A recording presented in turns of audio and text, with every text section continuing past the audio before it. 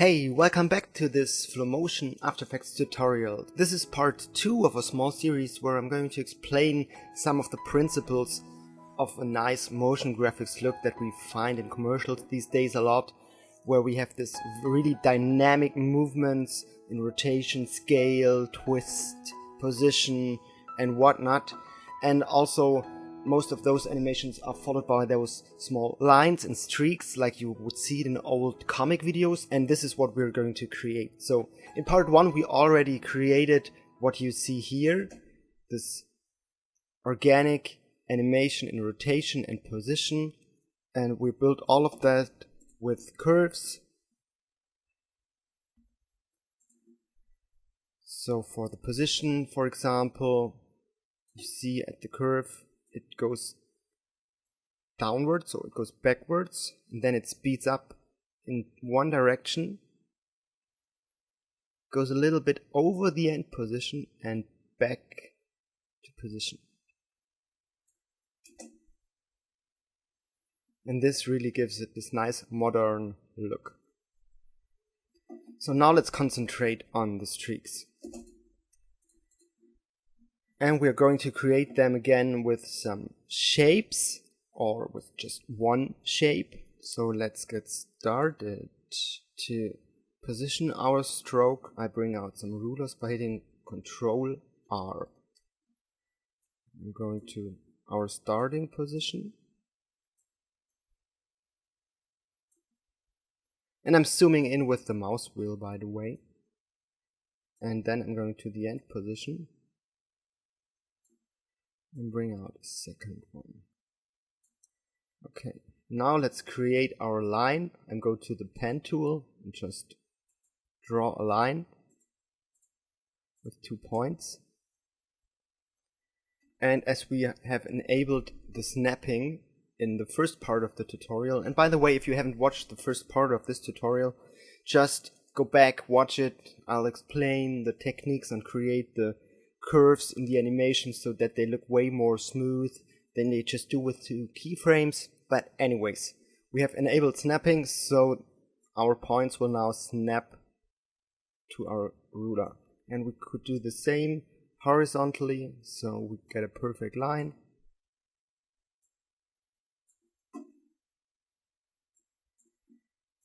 There we go. This is going to be our, let's call this moving stroke,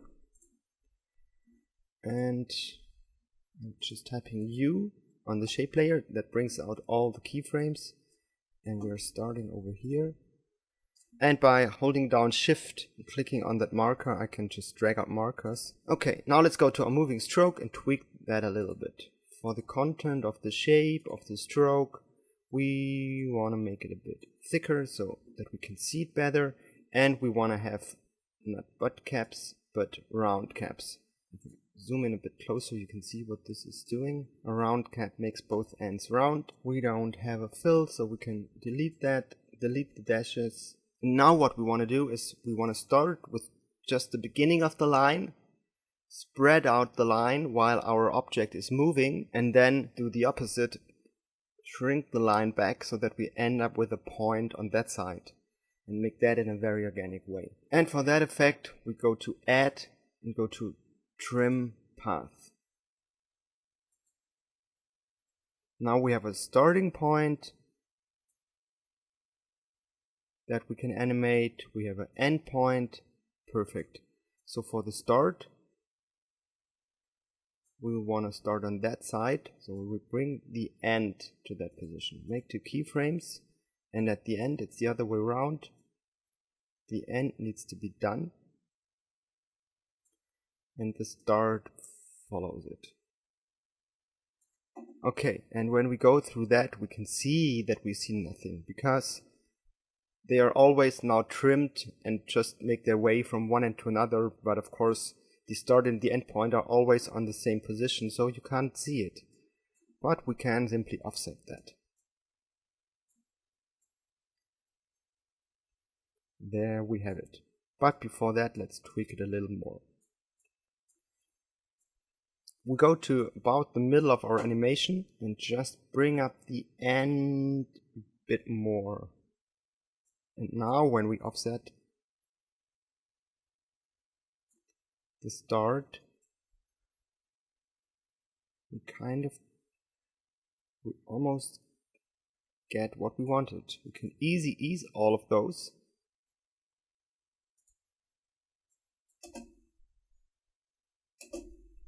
And when we watch our shape layer, I would adjust the marks a little bit because obviously it goes in backwards and the movement starts right here. Same for the end. Ends right here. So I've just taken all the keyframes and bring them to our 1 mark. And of course, as we trimmed this, we also need to trim all of that. So that's easy. We go on the first frame, mark all of them, hold down the Alt key, and now we can just stretch the whole animation. And this is what we want. Maybe Alt, we still bit shorter.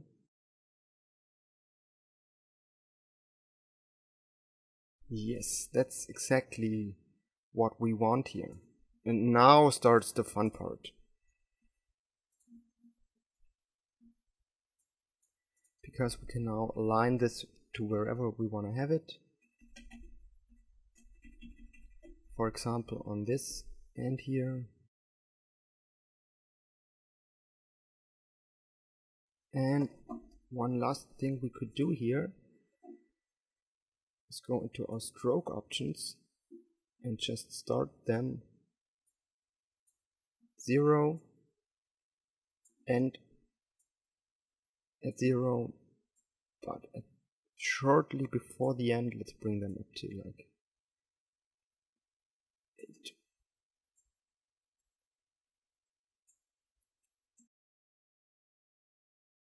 Now we have a really nice dynamic stroke. Duplicate this and just bring it down. Duplicate it once more.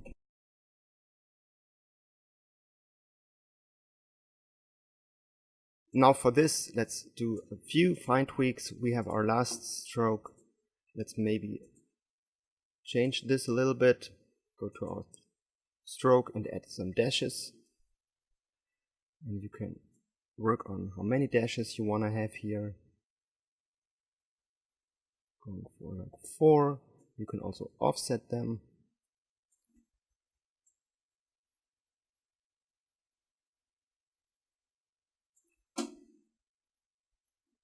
Also maybe I want to have this a little bit smaller, so let's just go up to 4 in the size for the keyframe. And another thing you could do, when you have one of the strokes adjusted, you can just go in there and add another behavior to it.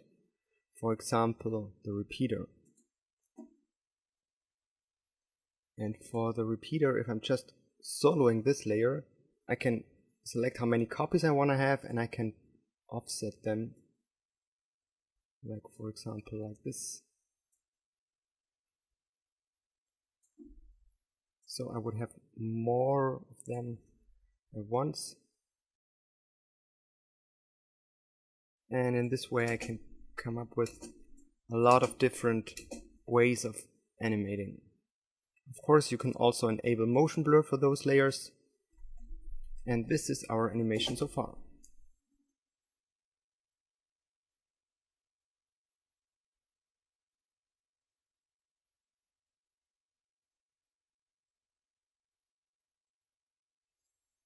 So now we've done it for the movement, let's try to also do it for our rotation.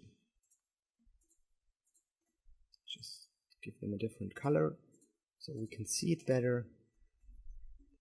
And now I'm duplicating our shape, bring it to the top. and I want to tweak it a little bit, because this time I don't want to have streaks go horizontally or follow a shape. I want to make them a round perfect circle. So let's just crank up our polystar to, let's say, 100. That should be fine. You could also create a new circle, but of course then you would have to manually adjust it to size, position, and so on. So I found this a quicker way. Height, the fill. Maybe make it a bit bigger, a bit smaller. Just like so, that it almost touches our shape. For the stroke, we want to add a new behavior, and again the trim path. And we could now just copy what we've done here. So just paste it.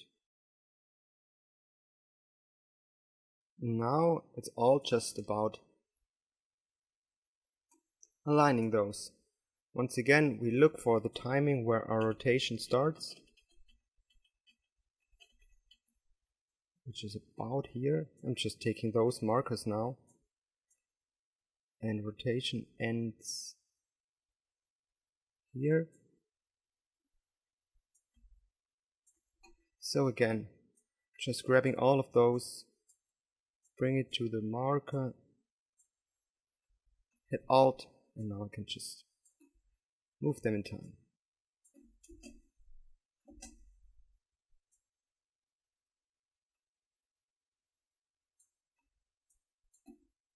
Maybe again make this a bit faster.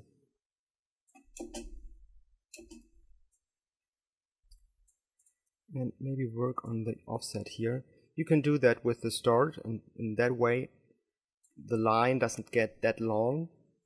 And as before, you can duplicate it or use a repeater. I'm just duplicating this, make this one again a bit bigger, therefore also a bit thinner in the stroke, and again add some dashes to it.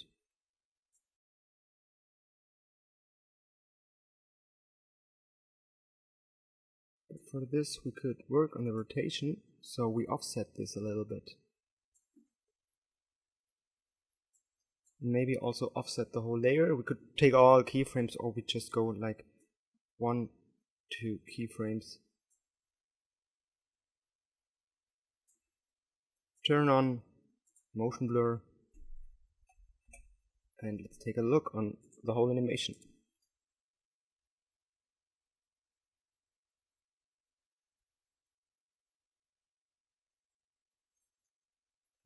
Maybe let's add one last thing. So I'm copying this one again, but this time I'll shrink it inwards. So let's go to framing where I can see it.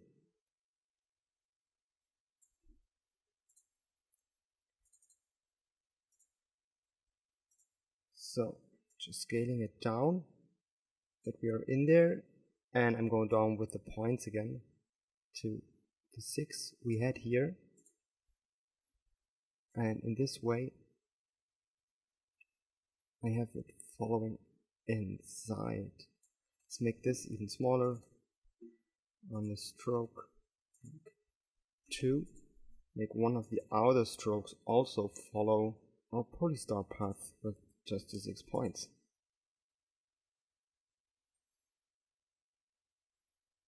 Just one last thing, as this is moving really fast, all the lines, thinking about maybe rotating this more. So not just 90, but 180. And for the last final touch of this, I maybe add a drop shadow to this to just give it some depth. Maybe before doing that, I'm beveling the alpha of this with the bevel alpha effect.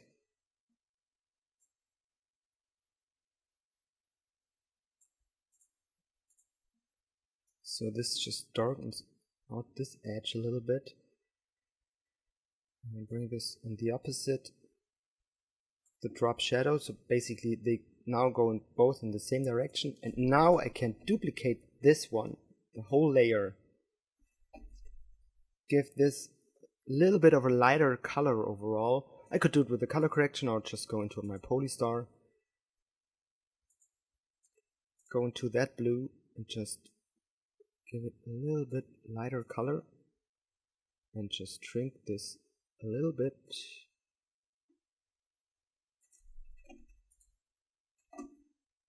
And offset the whole layer a few frames.